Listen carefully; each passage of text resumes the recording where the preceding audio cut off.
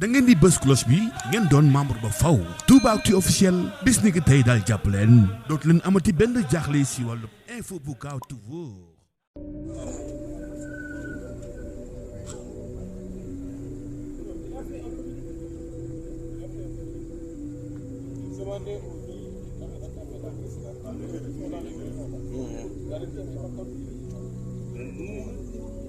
Il faut qu'il arrête à cause de nous. Il faut mu arrête parce que Macky Pastef vraiment am na ñoo xam ne seen santé fi mu toll nii c'est fragile te vraiment ñun dem ba tey man mi damaa sonn sax.